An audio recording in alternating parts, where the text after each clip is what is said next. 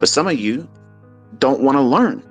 You want to be spoon-fed, and then you want to lie to me after the fact. But ICT, you don't understand. This is what I'm really trying to do. No, you're full of shit.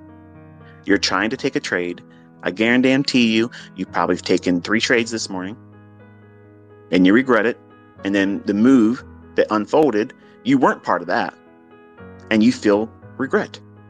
You feel like you got confused and tricked, and I didn't tell you exactly what you wanted to hear. When I'm telling you what you need to hear. I'm telling you what you need to study and observe, because you don't have the experience to know what to do in that first 30 minutes. So the first stage of your learning is submit to that first 30 minutes. That's part of this.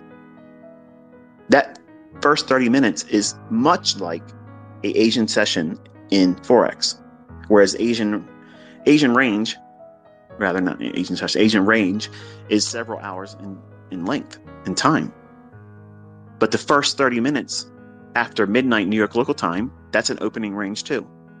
But at 9:30, I'm looking at that opening range.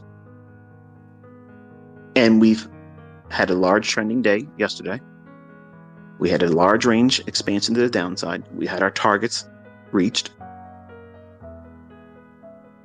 So the next morning session is going to be more difficult than it would be on another day. So you have to be very, very careful and demand more insight, more information, because you don't want to be what? In a hurry, impatient to go and chase something. So you have to have a filter, a time filter. You allow for that first 30 minutes. But what happens if it takes off and runs 25 handles? You fucking missed it. How about that for logic?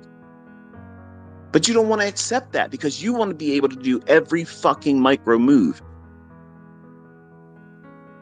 Just because you watch some videos. You think that's what you're supposed to be able to do. And that's bullshit. Nobody said you're supposed to be doing that. I sure as hell didn't say that. So you have to have realistic expectations. You have to be diligent about what it is that you're being told to do, what not to do, and live in that. Allow yourself to develop under those controlled conditions. You're safe. It's okay to make a mistake. If you have an opinion about, okay, Michael's saying, watch this level here, and he's pointing out something below the marketplace. Okay. So is it showing me anything in there that would lead to a trade? If you don't see it and price moves, you'll go back and find it in hindsight, and that's still learning. But you don't want to be pushing a button thinking you understand what I might be hinting at when I'm not hinting at anything. I'm just telling you, watch this level here, note this here. These are areas I'm watching on my own chart.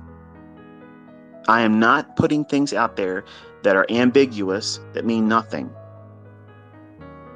I'm drawing your attention to the very specific things that I'm utilizing to determine a bias within a narrative. The first 30 minutes, if I don't know right away what it's going to do, I'm submitting myself to that first 30 minutes myself. I'm doing that. But if I have an inclination that it's going to do a specific thing, run for a liquidity, run for an imbalance, then I'm going to go right in there. And as soon as it does it, if it's in the first 30 minutes, I'm in there. I'm doing the trade. But we have a large range day yesterday, and everybody's going to want to do what? Jump on board. So the market will, most times, not always, most times, reach for some measure of buy side. Why? Because if it's going to go down, like I said yesterday, it can go up the purge buy side to allow smart money to assume shorts against that buy side liquidity. I was offering the market the opportunity to present to me and you by highlighting that 4020.75 and 4024 levels.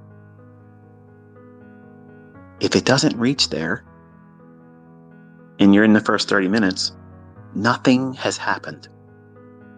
I gave you 3 specific PD arrays to watch and observe.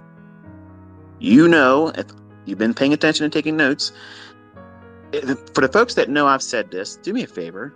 and tweet to me, yes, you have said if 3 PD arrays fail, that's problematic on a bias or a directional view on price, and it's going to most likely go the other direction.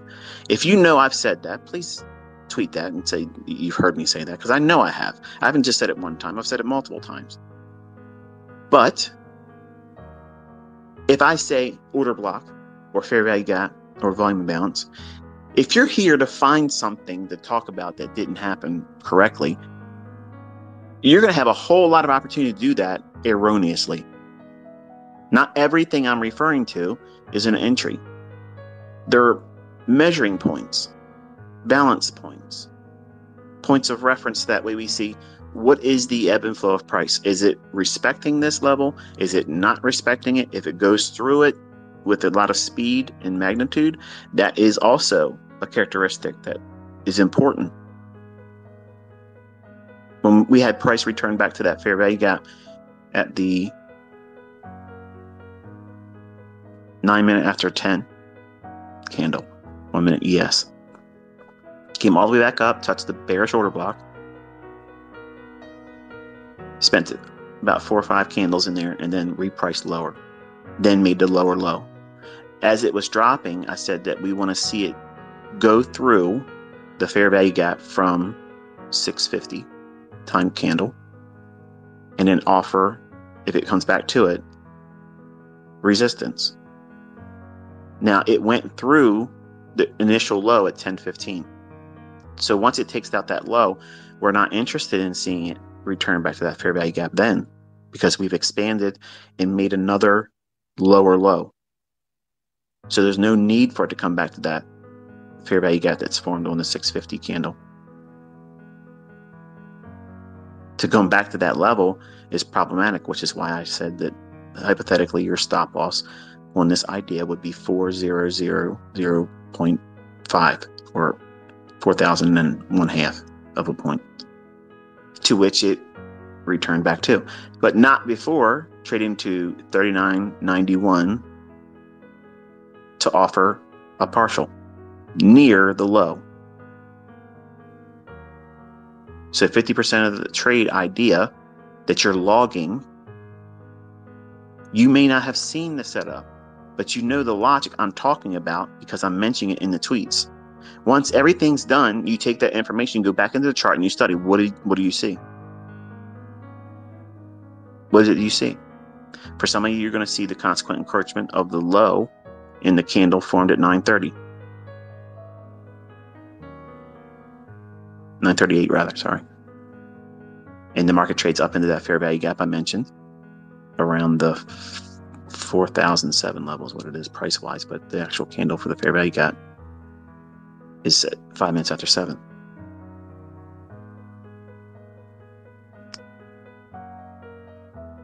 Some of you may see that retracement back into the fair value gap after it made the lower low.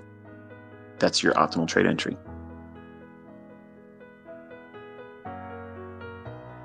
Leaving the range of that first 30 minutes. Not expecting it to come back into it. It doesn't need to. It's done its work by staying in the upper half of it and then failing to go to buy side. It ran out below the low.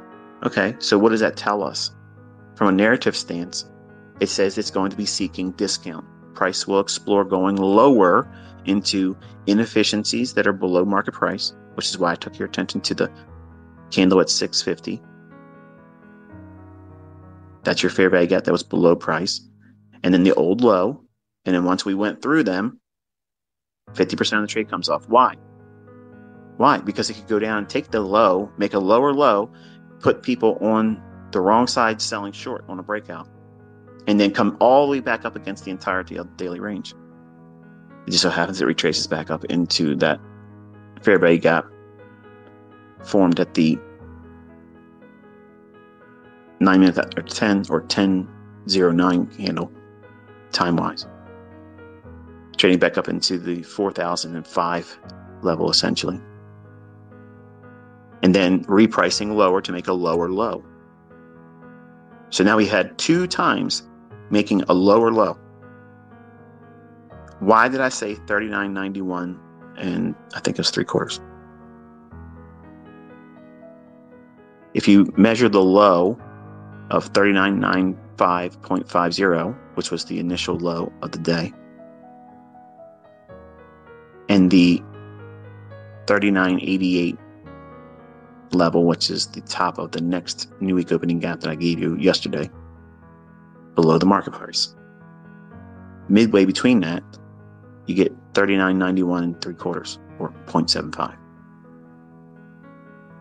And as price was reaching down into it, I tweeted you would screenshot this right here, noting that your partial would be there, and then you'd have a limit order sitting at 3988.25, which would allow for what? 3988. Even if it traded to that, the buy limit order would trigger, and that would collapse the trade.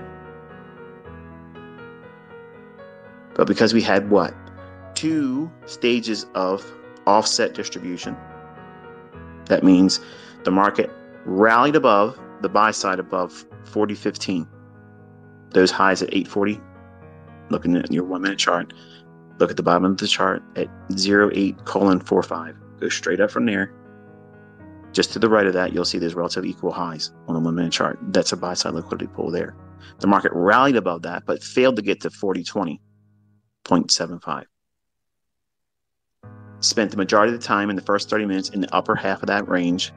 What range? The opening range, which is the first 30 minutes of trading. If you don't have a hardline bias, if you don't know exactly what you're doing, you wait that first 30 minutes and you just let price tell you what it wants to do. You will not get into high of the day. You will not get into low of the day, and you don't fucking need to. You don't need to. I'm teaching you to do what? Find 5 handles first.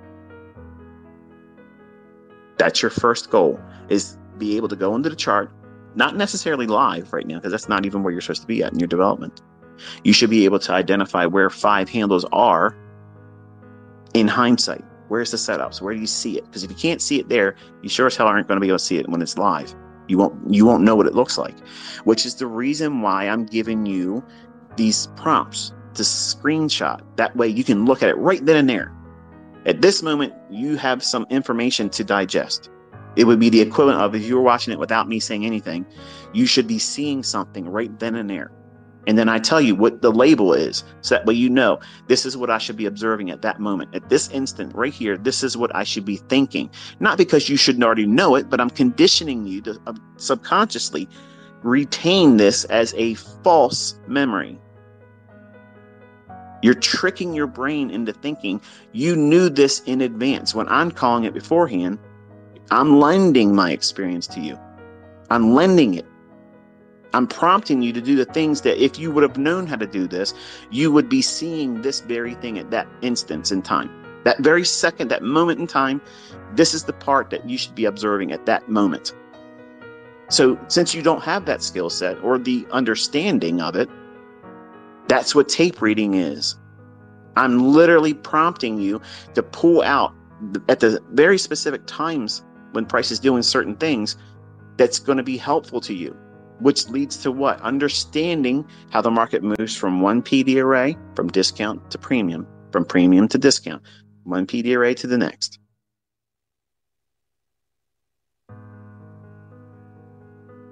But some of you are just trying too hard to do other shit or trade.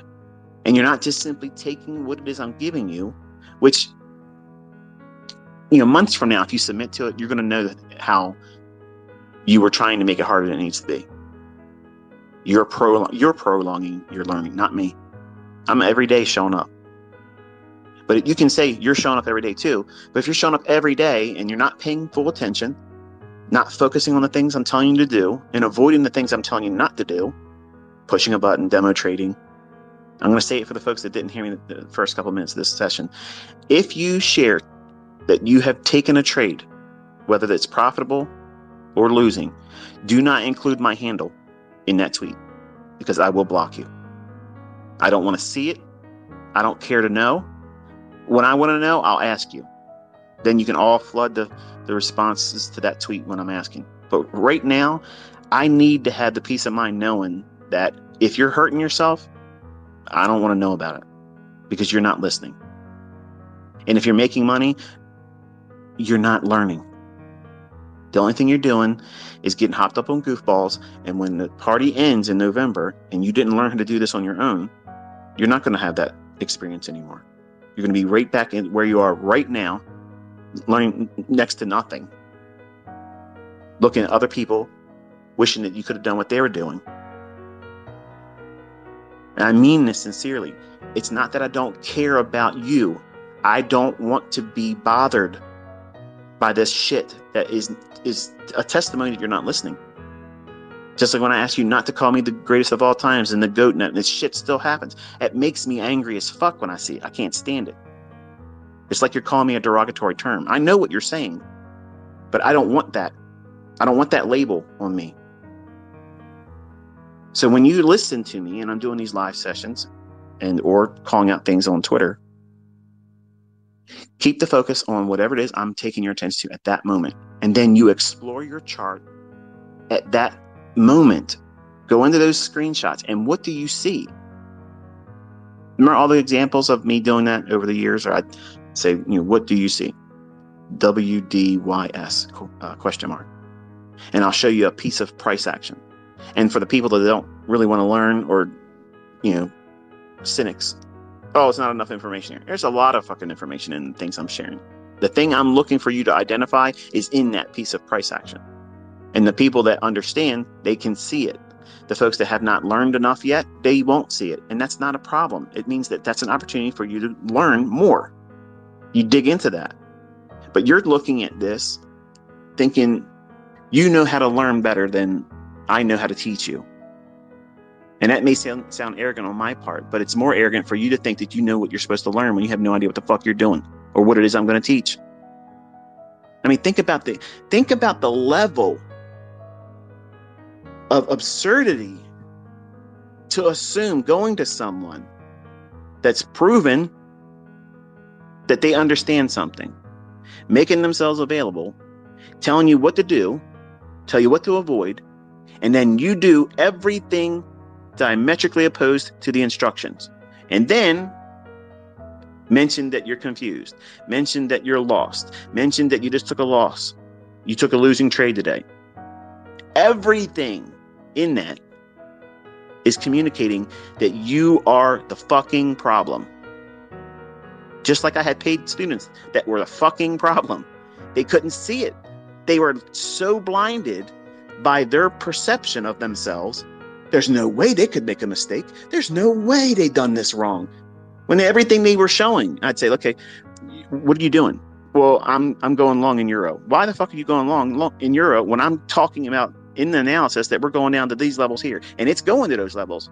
But they're arm wrestling me, saying they can't get it to work because they're going against what I'm telling them that's going to happen in the marketplace. Is that sound logic? Is that a good argument to make? No, it's not. And it's tiresome. It's tiresome when I see folks not listening, when I have done this to a degree of redundancy that is nauseating even for me. So I know it's nauseating for the listeners, but I care enough to tell you you're fucking up. You're doing it wrong. You're not listening. You're doing extra shit when it's not expected of you. You want to trade. You want to push the button and find entry points and get out at a profitable exit. I understand that.